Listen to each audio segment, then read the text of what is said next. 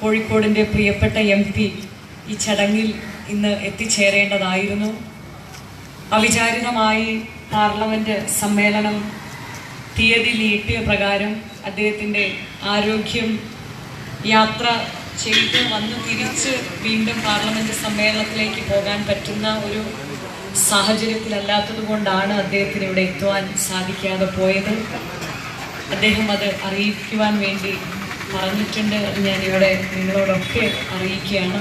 ഞാൻ സാധിക്കാത്തതിൽ അദ്ദേഹത്തിന് വളരെയധികം പ്രയാസമുള്ളതായിട്ടും നിങ്ങളോട് സൂചിപ്പിക്കുവാൻ സാധിച്ചു.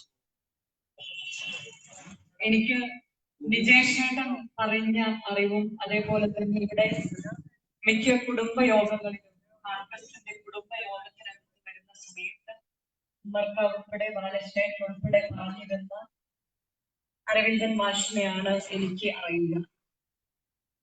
പിന്നെ വിജയശേഖരൻ തന്നെ പലപ്പോഴും അച്ഛനെ കുറിച്ച് പല ആളുകളും പങ്കുവെച്ച അവസരങ്ങളിൽ വിജയശേഖരനോട് പങ്കുവെച്ച ചില കാര്യങ്ങളുമാണ് എനിക്ക് അറിയുന്നത്. അതേപോലെ തന്നെ വലിയൊരു സാമൂഹിക പ്രതിബദ്ധതയുള്ള ഒരു അധ്യാപകനായിരുന്നു. അറിവിന്റെ ലോകത്തേക്ക് വിദ്യാർത്ഥികളെയൊക്കെ കൈപിടിച്ച് ഉയർത്തുന്നതിന് വേണ്ടി നാട്ടിലെ സാമൂഹിക സാംസ്കാരിക രംഗങ്ങളിൽ അദ്ദേഹം നടത്തിയിട്ടുള്ള ഇടപെടലുകൾ ജനാധിപത്യ രാജ്യമായ ഇന്ത്യയിലെ ഓരോ രാഷ്ട്രീയ പ്രസ്ഥാനത്തിനെയും കുറിച്ചുള്ള അദ്ദേഹത്തിൻ്റെ കാഴ്ചപ്പാടുകൾ, ആ കാഴ്ചപ്പാടുകളിൽ അദ്ദേഹം എടുത്തിട്ടുള്ള നിലപാട്, ആ നിലപാടെല്ലാമുള്ള ഒരു യഥാർത്ഥത്തിൽ ഒരു രാഷ്ട്രീയക്കാരൻ എന്നതിനേക്കാൾ അപ്പുറത്ത് അദ്ദേഹം ഒരു ബഹുമുഖ പ്രതിഭയായിരുന്നു. അതേ രീതിയിൽ ഒരു സാമൂഹിക പ്രവർത്തകനായിരിക്കും എന്ന് പറയുന്നതായിരിക്കും ഏറ്റവും അദ്ദേഹത്തിന് ചേരുന്ന ഉചിതമായിരിക്കുന്ന ഒരു വാക്ക് എന്ന് ഞാൻ പറയാൻ ആഗ്രഹിക്കുകയാണ്. ഞാൻ തുടക്കത്തിൽ സൂചിപ്പിച്ച പോലെ തന്നെ ഇവിടെ അദ്ദേഹത്തിനോടൊപ്പം അല്ലെ ഇവിടെ മുതിർന്ന ആളുകളൊക്കെ ഇരിക്കുന്നുണ്ട്. ഒരു പക്ഷേ നമ്മളൊക്കെ ചില ആളുകളെ ചില സമയത്ത് നമുക്ക് അവരുടെ വാക്കുകൾ ചിലപ്പോൾ നമ്മൾ അത്ര അങ്ങ് വില കൊടുക്കാറില്ല പലപ്പോഴും. പക്ഷെ ചില ആളുകളുടെ അഭാവത്തിലാണ് ആ വ്യക്തിയുടെ വാക്കുകളും ആ വ്യക്തിയുമായി ചെലവഴിച്ചിരിക്കുന്ന നല്ല നല്ല സംവാദങ്ങളും നല്ല നല്ല സാംസ്കാരിക മേഖലയിൽ നടത്തിയിരിക്കുന്ന ഇടപെട്ടിരിക്കുന്ന ആളുകൾക്കൊക്കെ പറയാൻ സാധിക്കുക അദ്ദേഹം ഇല്ലാതെ പോയ സമയത്താണ് അദ്ദേഹത്തിന്റെ വില ശരിക്കും മനസ്സിലുണ്ടായിരിക്കുന്നത്. അപ്പൊ ഇവിടെ വേദിയിൽ അദ്ദേഹത്തിന്റെ ഒരു ശിഷ്യൻ അദ്ദേഹത്തിനോടൊപ്പം സിനിമാ രംഗത്ത് കാരണം സിനിമയൊക്കെ വളരെയധികം സ്വാധീനം ചെലുത്തുന്ന ഒരു മാധ്യമമാണ് സിനിമ. ആ മാധ്യമങ്ങളിലൂടെ നല്ല കാര്യങ്ങളും വളരെ പോസിറ്റീവായതും ചിന്തിക്കാൻ പറ്റുന്നതുമായിരിക്കുന്ന കാര്യങ്ങളൊക്കെ പങ്കുവയ്ക്കുവാൻ സാധിക്കുന്ന ഒരു മാധ്യമമാണ്. അദ്ദേഹത്തിനൊക്കെ മാഷിനോടൊപ്പം പ്രവർത്തിച്ച അനുഭവ പരിചയവും പ്രത്യേകിച്ച് അദ്ദേഹം ഇപ്പം മുന്നോട്ട് പോകുന്ന സമയത്ത് ഇത്തരം അനുഭവ സമ്പത്തുള്ള ആളുകളോടൊപ്പം പ്രവർത്തിക്കുവാൻ കിട്ടിയ സാഹചര്യങ്ങളും ആ ലഭിച്ച ചെറിയ കുഞ്ഞു കുഞ്ഞു നിമിഷങ്ങളുമായിരിക്കും ഇന്ന് മുന്നോട്ട് പോകുന്ന സമയത്ത് നമ്മൾ പലപ്പോഴും എത്തി നിൽക്കുന്ന മേഖലയിൽ നമ്മൾ എങ്ങനെ ചിന്തിക്കണമെന്ന് നമ്മളെ പ്രേരിപ്പിക്കുന്നത് അത്തരം ചില ആളുകളുടെ വാക്കുകളൊക്കെ ആയിരിക്കും, അല്ലെങ്കിൽ അവരോടൊപ്പം ചെലവഴിച്ച സമയങ്ങളായിരിക്കും. ഞാൻ പലപ്പോഴും വിജയശേഖരന്റെ പ്രസംഗം വളരെയധികം കേൾക്കുന്ന ഒരാളാണ്. പറ്റിയാൽ അതിനകത്ത് കുടുംബയോഗത്തിലൊക്കെ പോകുന്ന സമയത്ത് വിജയശേഖരനോട് ഞാൻ പറയാറുണ്ട്, വിജയശേഖരൻ നിങ്ങളുടെ ആ പ്രസംഗം മാറ്റി പിടിച്ചോളൂ, അത് ഞാൻ മോഷ്ടിച്ചിട്ടുണ്ട്. കാരണം ചില ആളുകളുടെ പ്രസംഗങ്ങൾ നമ്മൾ കേൾക്കുമ്പം ഒരു 100 പുസ്തകം വായിച്ചാൽ കിട്ടുന്ന അറിവായിരിക്കും ഒരു പക്ഷേ വിജയശേഖരന്റെ ഒക്കെ പ്രസംഗം കേൾക്കാൻ. ഞാൻ പലപ്പോഴും അത് വിജയശേഖരനോട് തന്നെ പറഞ്ഞിട്ടുണ്ട്, വിജയശേഖരൻ പുസ്തകം വായിക്കാനൊന്നും സമയം കിട്ടൂല, പക്ഷെ വിജയശേഖരൻ ഇതുമായി ബന്ധപ്പെട്ട കാര്യങ്ങൾ ഒന്ന് എളുപ്പത്തിൽ എനിക്ക് മനസ്സിലാകുന്ന ഭാഷയിൽ പറഞ്ഞു തന്നാൽ എനിക്കത് ആളുകളോട് സംവദിക്കാൻ എനിക്ക് സാധിക്കും. ഞാനിപ്പം മനസ്സിലാക്കുന്നു എന്തുകൊണ്ടാണ് വിജയശേഖരൻ അങ്ങനെ സംവദിക്കാനും അറിവുമുള്ളത് എന്നാൽ അതിനുള്ള നമ്മൾ വിജയശേഖരനിലൂടെ കാണുന്ന ഓരോ വാക്കുകളും പലപ്പോഴും ഞാൻ ഇന്നിപ്പം ഇവിടെ മാഷിനെ കുറിച്ച് സംസാരിക്കുമ്പോൾ മാഷ് എങ്ങനെയായിരുന്നു എന്നുള്ളത് ഈ വിജയശേഖരനേക്കാൾ അപ്പുറത്തായിരുന്നു. ഒരു പക്ഷേ മാഷ് സംസാരിക്കുന്ന വാക്കുകളൊക്കെ കേട്ട ആളുകൾക്കറിയാം. അപ്പൊ ആ രീതിയിലേക്ക് അദ്ദേഹത്തിന്റെ അഭാവത്തിൽ അല്ലെങ്കിൽ അദ്ദേഹം ഇല്ലാതെ പോകുന്ന സമയത്ത് അദ്ദേഹത്തിനെ ഓർത്തുകൊണ്ട് ഇവിടെ ഇവരെല്ലാവരും സംഭവിച്ചു. ഉമ്മർക്ക ഞാൻ വരുന്ന സമയത്ത് സംസാരിക്കാൻ, ഉമ്മർക്ക ഒരു പക്ഷെ എനിക്ക് വേണ്ടി ആയിരിക്കും വേഗം ഈ പ്രസംഗം നിർത്തിയതെന്നും എനിക്കറിയാം.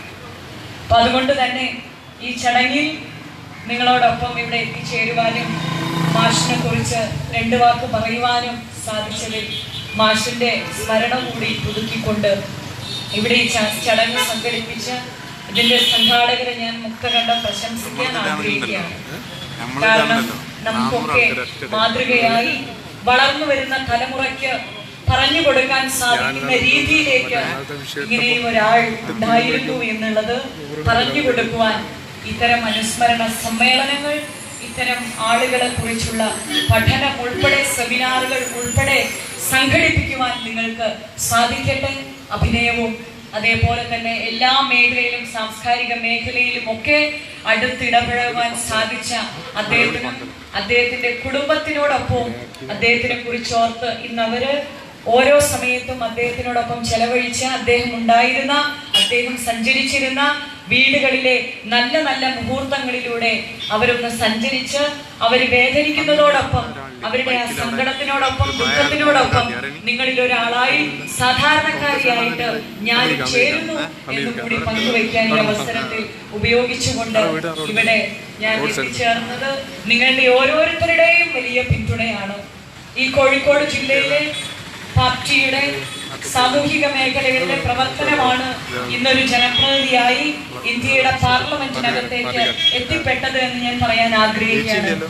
ഒരു പക്ഷേ നിരവധി കുടുംബയോഗത്തിനകത്ത് നിങ്ങളുടെയൊക്കെ പ്രദേശത്ത് പങ്കെടുക്കുവാൻ ഒരു ഭാഗ്യം ലഭിച്ച ആളാണ് ഞാൻ.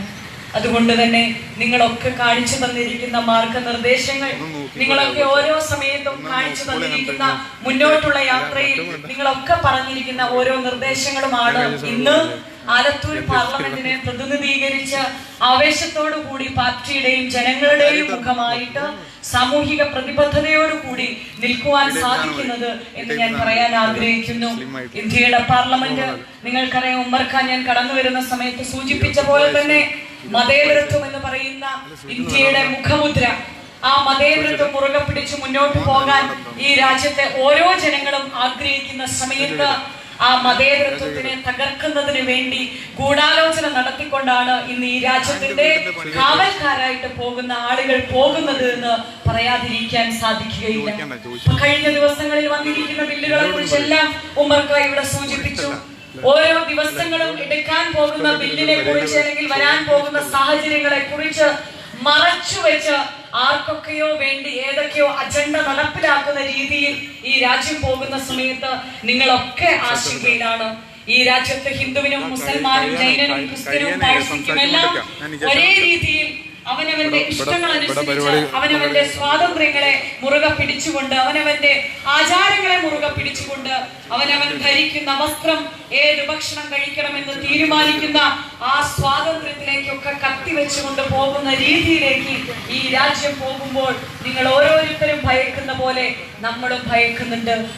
ആ രാജ്യത്തെ നമുക്ക് മതേതരത്വത്തിന്റെ രാജ്യത്തിനെ നമുക്ക് തിരിച്ചു പിടിക്കണം. ശ്രീമതി ഇന്ദിരാഗാന്ധി ജീവൻ കൊടുത്തത് മതേതരത്വത്തിന് വേണ്ടിയാണ് എങ്കിൽ, മഹാത്മാഗാന്ധി ജീവൻ കൊടുത്തത് ഈ രാജ്യത്തിന്റെ മതേതരത്വത്തിന് വേണ്ടിയാണ് എങ്കിൽ, ഈ രാജ്യത്തിന്റെ മതേതരത്വം സംരക്ഷിക്കുന്നതിന് വേണ്ടി എന്നെ തെരഞ്ഞെടുത്ത, എന്നെ വളർത്തിയെടുത്ത നിങ്ങളുടെയൊക്കെ മതേതരത്വം സംരക്ഷിക്കുന്നതിന്റെ മനസ്സിനോടൊപ്പം സഞ്ചരിക്കുവാൻ നിങ്ങളുടെ അനുജത്തിയായി, മകളായി, സഹോദരിയായി ഞാൻ ഇന്ത്യയുടെ പാർലമെന്റിനകത്ത് ഉണ്ടാകുമെന്നുള്ള വാക്കുകൂടി നൽകിക്കൊണ്ട് ഈ ചടങ്ങിൽ സംവദിക്കുന്നതിന് എത്തിച്ചേർന്നതിന് ദൈവത്തിനോട് കൂടി നന്ദി പറഞ്ഞുകൊണ്ട് ഈ അനുസ്മരണ സമ്മേളനം അരവിന്ദൻ മാഷിന്റെ സ്മരണയിൽ ഔപചാരികമായി ഉദ്ഘാടനം ചെയ്തതായി അറിയിച്ചുകൊണ്ട് നിർത്തുന്നു. നന്ദി, നമസ്കാരം, ജയ് ഹിന്ദ്. എന്റെ